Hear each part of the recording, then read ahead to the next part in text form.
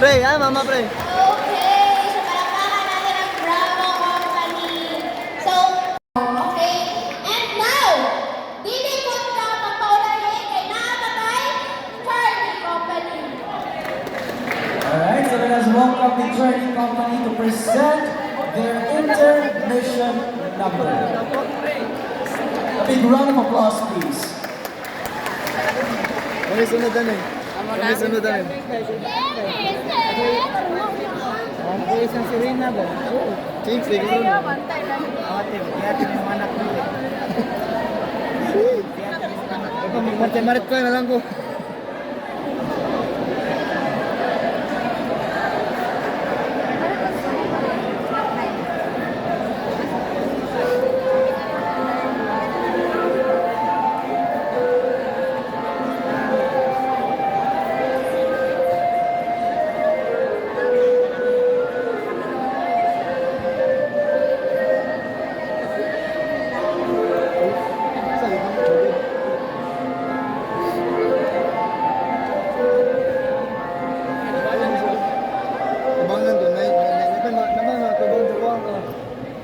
Ikaw naman, pumili naman isa niya. Ikaw, si Pyramid, ano?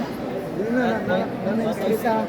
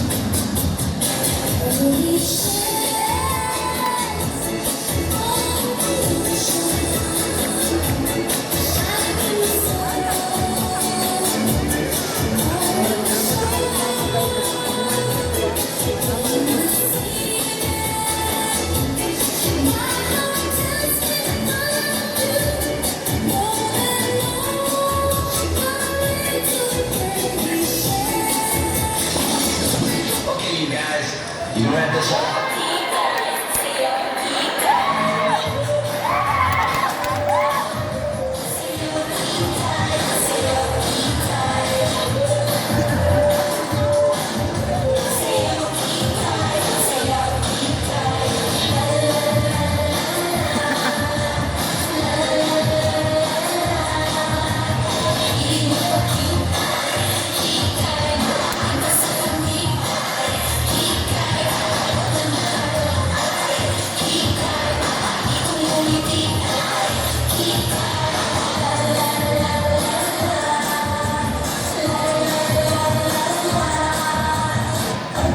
Susunod na palabas ay Rated PG.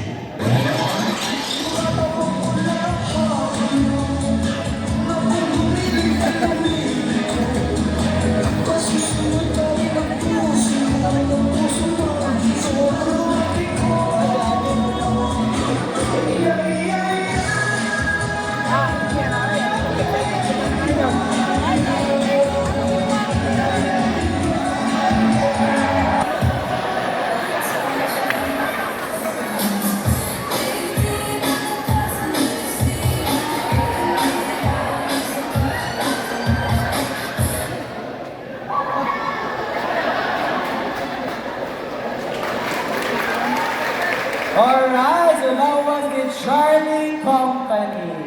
Alright, daghan-daghan na yung platong leaders ng EI ba? Dito ko makahulat ng isa sa mga MC Daria Mosiah Wunya.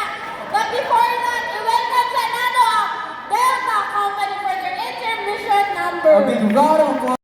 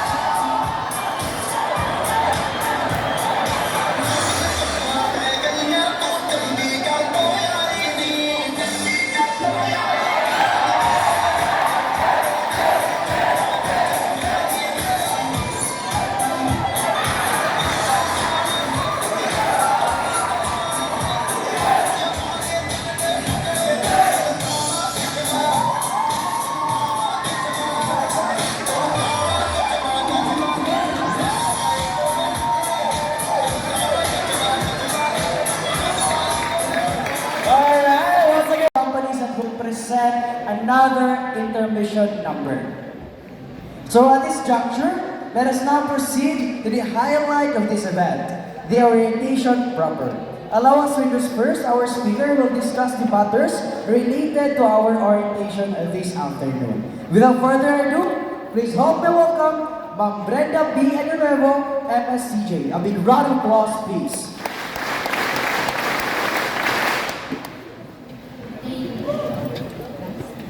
Okay, so thank you very much sa ato ang mga masters of ceremony. Kanas ara mo nag-practice ato. Gapon ra. Yatay. Gabi. Mao di ay dili ka tingala. Yan. Okay, so to and guardians na nag-attend diri karon. Salamat kaayo sa time na inyong gigahin para maka-attend sa ato pre-deployment orientations here. So this is PIDOS. This is a requirement sa tanang mga interns in our institution. So, dili lang ni siya requirement by our institution. Actually, it is a requirement from the CHED through CMO, order number 104. So, kami nagapasalamat yun sa inyong suporta sama sa atong giingon no sa ato program head yanina. Ang time ninyo, no? Ang pinaka-importante, essential kaayo siya na nagapakita og support sa inyong mga anak. So, karon dili lang tayo magpasalamat ko sa inyo ha. I would like to congratulate you also, my dear parents and guardians, because finally, na-enroll na gyud ang inyong mga anak sa kaning practicum or OJT. That only means that niabot na gyud sila sa level, sa pinakataas na level no, sa college, sa ilahang program na criminology. Meaning, 4th year na gyud sila. So, palakpakan sa nato atong mga kaugalingon.